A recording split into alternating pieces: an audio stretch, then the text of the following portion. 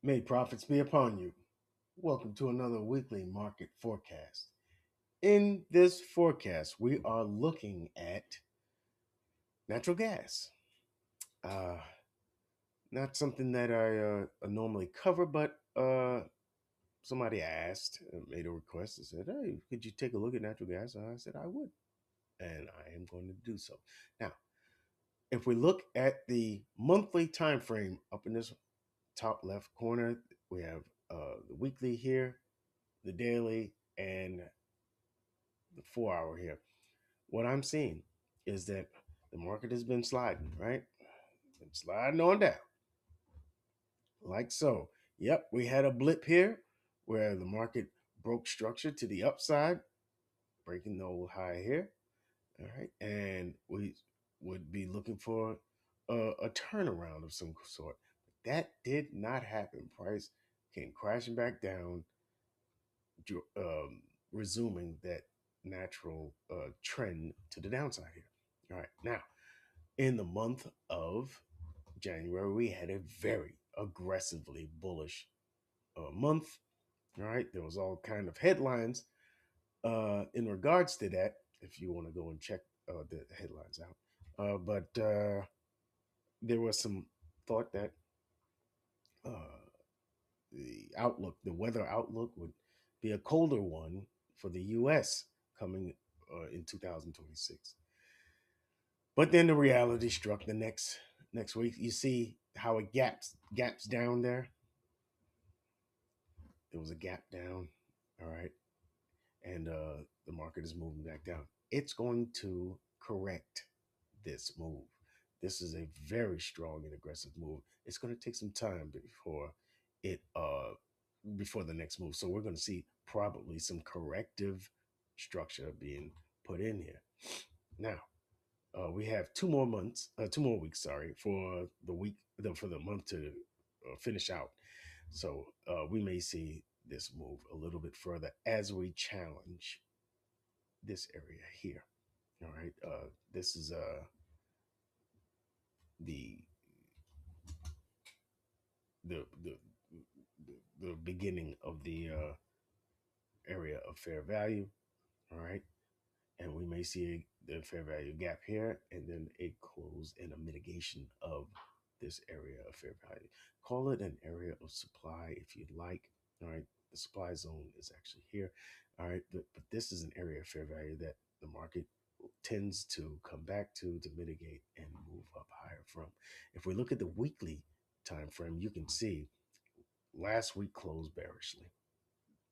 Look, oh, wait a minute now. This is last week. I'm sorry, and the week prior to that closed bearish. So we got 2 weeks after the gap down, and we gapped on this one. There is a volume imbalance here, another price gap. All right. I'm looking for price to trade into that as we come closer to that swing high here that intersects this area here where we have a very large bullish fair value gap. Let me draw that bullish fair value gap in there. Boom, stretch it out. All right, to include the gap, the price gap there. Boom. All right, and what I would look for is price to penetrate into this, find support, probably around here, and can then maybe move up higher from there. We're going to monitor the reaction to this bullish fair value gap on the weekly. Now, if we go to the daily, let's take a close look at that. Let me see if I can get a closer look on this one. Hold on. I know how to do it. Boom. Nope, that's not it. Is it boom? Nope, that's not it. That's not it. That's not it. I thought I knew how to do this. Oh, there it is. Okay. All right.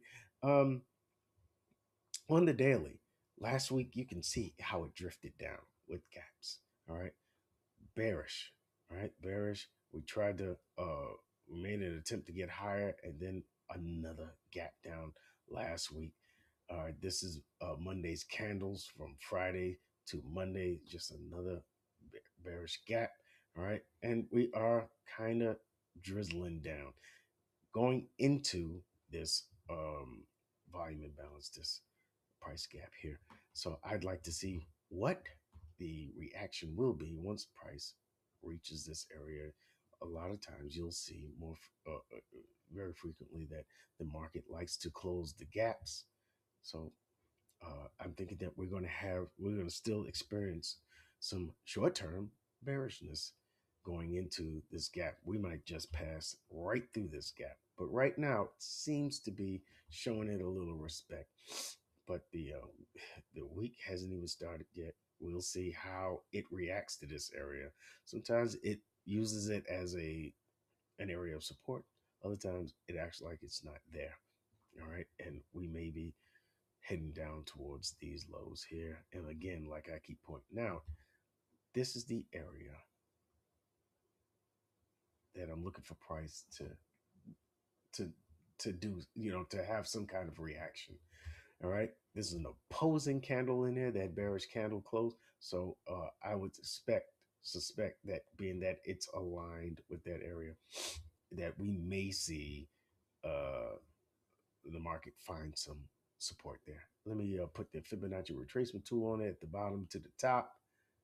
And what we see is we haven't gotten to the 50%, but this lines up with the area over here. This lines up with OTE levels. I'd love to be looking for the contact down in this area where the market is between 618 and 786. This is the area where the market may find that support, and I'll be looking on the lower time frames for uh, the market's reaction once it reaches down there. All right, so short-term bearishness for a longer-term push to the upside. All right, that's what I have for you. I hope you enjoyed it, and make sure you go and check out the videos that I put out today. Analysis for this upcoming week for the NASDAQ 100, for gold, for USD CAD, all right, USD CAD, pound USD, and Euro USD, and the US dollar index. I put them all out already. Go check them out. Give me a like if you would, or leave a comment or a question. All right, I want to hear from you. I will see you in the next video. Thank you for watching. May profits be upon you.